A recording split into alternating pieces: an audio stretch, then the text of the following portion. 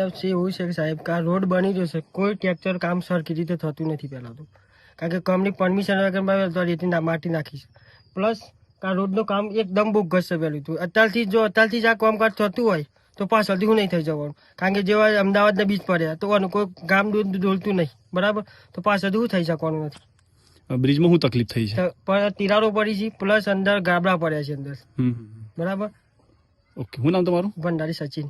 6 થી 6.5 કરોડના ખર્ચે કુંભ જાંબુડી તરફ જવાનો નદીનો ઓવરબ્રિજ બની રહ્યો છે અને 6 થી 7 મહિના થઈ ગયા અને આરસીસી સ્ટ્રક્ચર થઈ રહ્યું છે. એમાં રો મટીરિયલના કારણે આરસીસી દિવાલ બી સારી નથી, બનતી તિરાડ પડી ગઈ છે અને આરસીસી સ્ટ્રક્ચરમાં મોટા મોટા પથ્થર વપરાય છે, રો મટીરિયલ છે.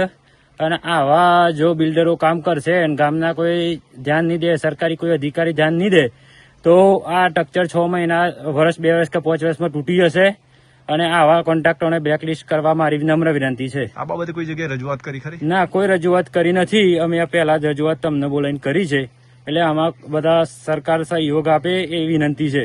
બ્રિજની કામગીરી શરૂઆતથી થઈ તો સંતોષકારક જણાતી નથી, એટલે ગામ લોકોના કહેવાથી અમે લોકોએ જાણ કરેલી, પણ એમની મનસ્વીપણે કામગીરી કરેલી છે.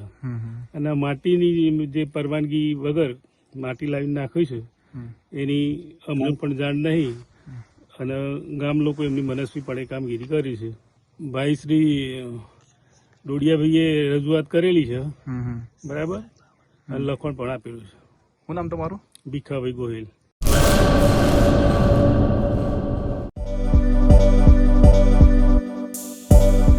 નાસ્તાની દુકાનમાં કામ કરી શકે તેવા અનુભવી કારીગર જોઈએ છીએ.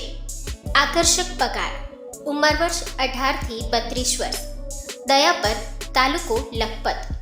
Mobile number 9925692609.